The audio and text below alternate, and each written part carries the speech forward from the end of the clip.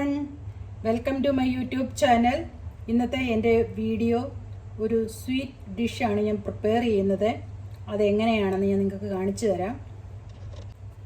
അതിനുവേണ്ടി എടുത്തിരിക്കുന്നത് 2.5 ഗ്ലാസ് പച്ചരിപ്പൊടിയാണ് എടുത്തിരിക്കുന്നത്.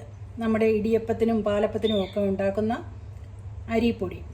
ഈ ഗ്ലാസ്സിന് 2.5 ഗ്ലാസ്സാണ് എടുത്തിരിക്കുന്നത്. നിങ്ങൾക്ക് ആവശ്യമുള്ള അരിപ്പൊടി നിങ്ങൾക്ക് എടുക്കാം. ഞാനിപ്പോൾ എടുത്തിരിക്കുന്നത് ഈ ഗ്ലാസ്സിന് 2.5 ഗ്ലാസ്സാണ് എടുത്തിരിക്കുന്നത്. ഇനിയും ഇതിലേക്ക് നമ്മൾ 1/2 ടീസ്പൂണ് ഉപ്പ് ഇതുപോലെ ഇട്ട് കൊടുക്കണം. എന്നിട്ട് നല്ലതായിട്ട് ഇളക്കി കൊടുക്കണം. ആസ് യൂഷ്വൽ നമ്മൾ ഇലയപ്പമൊക്കെ ഉണ്ടാക്കുന്നത് പോലെ തന്നെയാണ്, പക്ഷേ ഒരു വെറൈറ്റി ആയിട്ടുള്ള ഇലയപ്പമാണ്. നല്ല ടേസ്റ്റിയാണ്. അതെങ്ങനെയാണെന്ന് കാണിക്കാം. ഉപ്പിട്ടിട്ട് നമ്മൾ നല്ലതായിട്ട് ഇതുപോലൊന്ന് ഇളക്കി കൊടുക്കണം.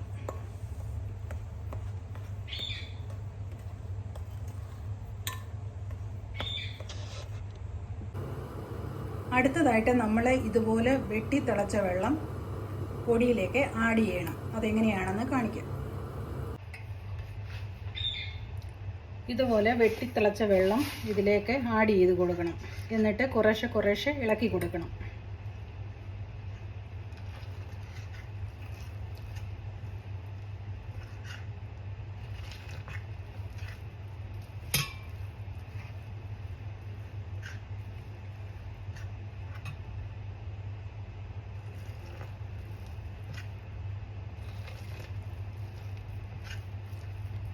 നല്ല സോഫ്റ്റ്നെസ് കിട്ടാൻ വേണ്ടിയിട്ടാണ് നമ്മൾ ഇതുപോലെ വെള്ളം തിളപ്പിച്ചിട്ട് ഇതിലേക്ക് ആഡ് ചെയ്യുന്നത്.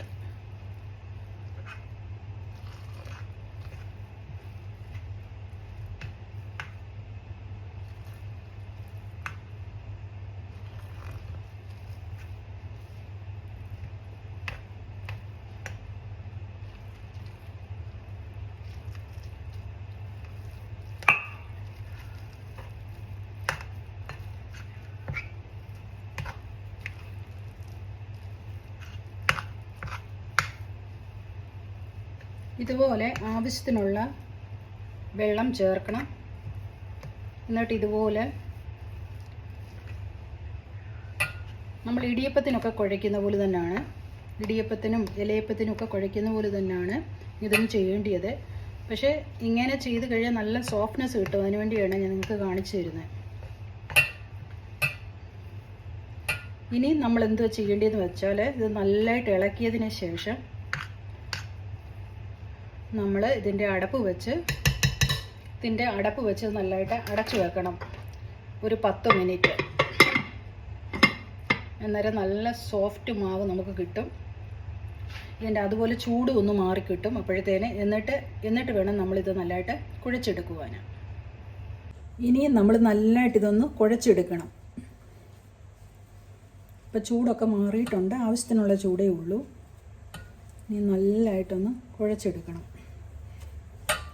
കണ്ടോ, കറക്റ്റ് പരുവാണ്.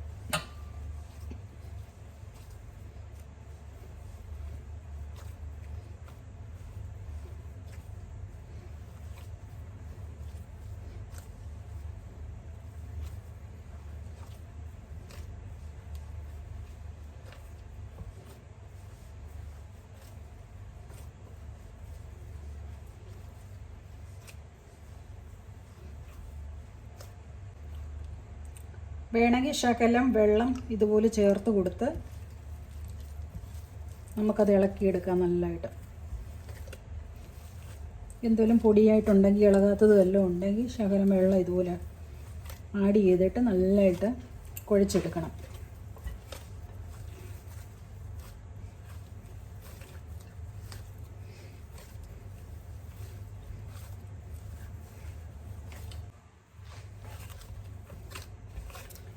ഓൾമോസ്റ്റ് ഞാൻ കുഴച്ച് എടുത്തിട്ടുണ്ട്.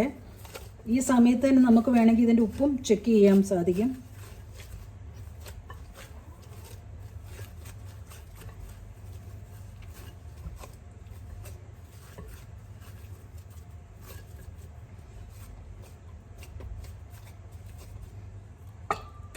ശകലം വെള്ളം വേണമെങ്കിൽ ഇതുപോലെ തൊട്ട്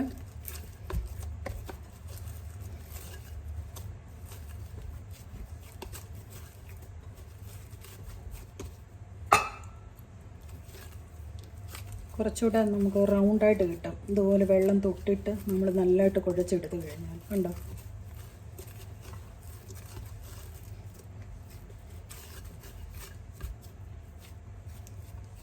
കണ്ടോ, നല്ലതായിട്ട് കുഴച്ചെടുത്തിട്ടുണ്ട്. ഇനി നമ്മൾ അടുത്തത് എന്തുവാ ചെയ്യേണ്ടതെന്ന് ഞാൻ കാണിച്ചു തരാം.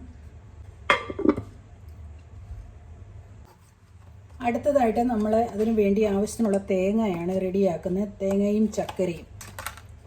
ഓക്കെ, നമുക്ക് ആവശ്യമുള്ള തേങ്ങ എടുക്കാം.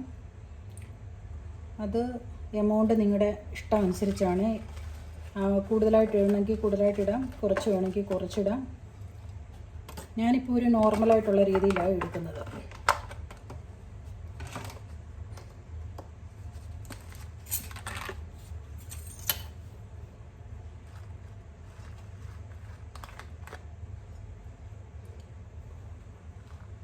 ഞാൻ ഇത്രയും തേങ്ങ എടുത്തിട്ടുണ്ട്. അതിൻ്റെ കൂടെ ഞാൻ ആഡ് ചെയ്യുന്നത് 2 ടീസ്പൂൺ ചക്കരപ്പൊടിയാണ്. ചക്കര ചീകി ഇടണമെങ്കിൽ ഇടുകയും ചെയ്യാം. ഞാനിപ്പോൾ ഒരു 2.5 ടീസ്പൂൺ ശർക്കരപ്പൊടിയാണ് ആഡ് ചെയ്യുന്നത്. ശർക്കരപ്പൊടി ഞാനിപ്പോൾ 2.5 ടീസ്പൂൺ ഇട്ടിട്ടുണ്ട്. അത് നമ്മുടെ ടേസ്റ്റ് അനുസരിച്ചാണ്. ഒത്തിരി മധുരം വേണ്ടിയവർക്ക് കുറച്ചുകൂടി ഇടാം, കുറച്ച് മധുരം വേണ്ടിയവർക്ക് കുറച്ചിട്ടാലും മതി. ഓക്കെ, ഞാനിപ്പോൾ എനിക്ക് 2.5 ടീസ്പൂൺ ഇട്ടിട്ടുണ്ട്. പിന്നെ ഒരു 1/2 ടീസ്പൂൺ ഏലക്കപ്പൊടിയാണ് ഇട്ട് കൊടുക്കുന്നത്. പിന്നെ അതുപോലെ തന്നെ ഒരു 1/2 ടീസ്പൂൺ ജീരകപ്പൊടിയാണ് ഞാൻ ഇടുന്നത്. നിങ്ങൾക്ക് വേണമെങ്കിൽ ജീരകവുമായിട്ടും ഇടാം. ഓക്കെ, ഇത് ജീരകപ്പൊടിയാണ് ഇട്ടുന്നത്. ഇനി നമ്മളിത് നല്ലതായിട്ടൊന്ന് ഇളക്കി കൊടുക്കണം.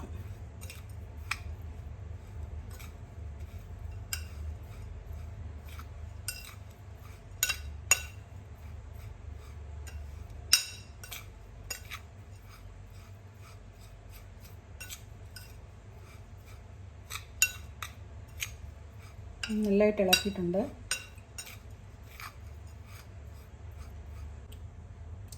അടുത്തതായിട്ട് നമ്മൾ ഇടിയപ്പക്കാരയാണ് യൂസ് ചെയ്യുന്നത്. ഇടിയപ്പക്കാര യൂസ് ചെയ്യുന്നതിന് മുമ്പിട്ട് ശകലം എണ്ണ എടുത്തിട്ട് ഇതുപോലെ ഇതിൻ്റെ അകത്തൊക്കെ ഒന്ന് തേച്ച് കൊടുക്കണം. അന്നേരം മാവ് അതിൽ പറ്റത്തില്ല. ഇതുപോലെ നല്ലതായിട്ടൊന്ന് തേച്ച് കൊടുക്കണം.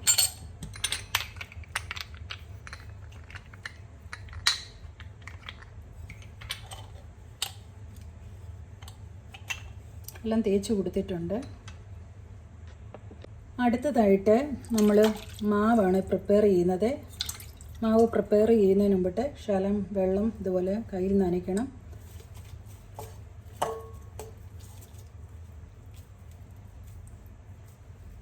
എന്നിട്ട് ഉരുളയായിട്ട് ഇതുപോലെ നീട്ടിയെടുക്കണം.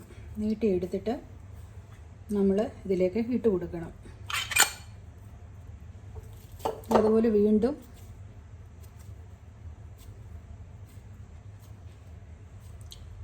നീളത്തിലായിട്ട് എടുത്തിട്ട് ഇതുപോലെ ഇട്ട് കൊടുക്കണം.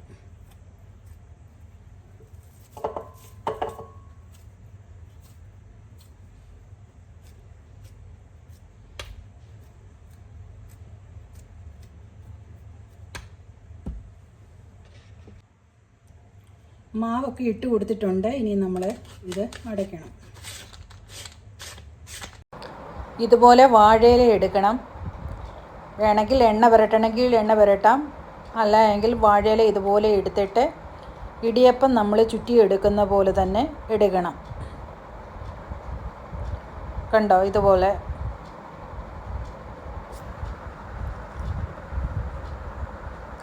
ചുറ്റി. ഇതിപ്പം ഇല ചെറുതാണ്, വലിയ ഇലയാണെങ്കിൽ വലുതായിട്ട് ഉണ്ടാക്കിയെടുക്കാം. എന്നിട്ട് ഇപ്പോൾ ചുറ്റി എടുത്തിട്ടുണ്ട്. അതിനുശേഷം നമ്മൾ ഇതിനകത്തേക്കുള്ള ആവശ്യത്തിനുള്ള ചക്കരയും തേങ്ങായും ഇട്ട് കൊടുക്കണം. അത് നമ്മുടെ ഇഷ്ടം അനുസരിച്ചാണ്, എത്ര വേണേലും ഇട്ട് കൊടുക്കാം. എന്നിട്ട് ഇല ഇതുപോലെ മടക്കണം, നമ്മൾ ഇലയപ്പത്തിന് മടക്കുന്ന പോലെ തന്നെ.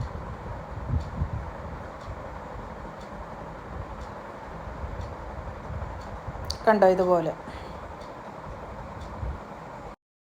വലിയ ഇലയാണെങ്കിൽ നമുക്ക് ഇതുപോലെ വലുതായിട്ടുണ്ടാക്കിയിട്ട് ഇതുപോലെ മടക്കിയെടുക്കാം. കണ്ടോ, എല്ലാം ഉണ്ടാക്കി എടുത്തിട്ടുണ്ട്.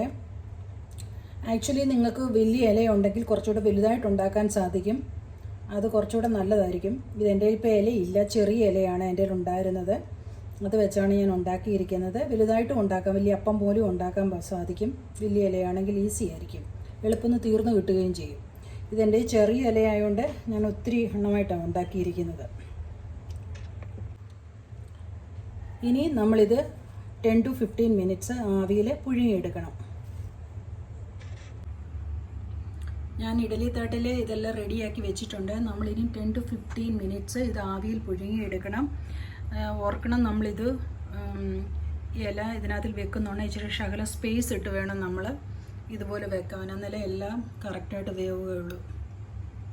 സ്വീറ്റ് ഡിഷൊക്കെ റെഡി ആയിട്ടുണ്ട്, നല്ലതായിട്ട് വെന്തിട്ടുണ്ട്. കണ്ടോ,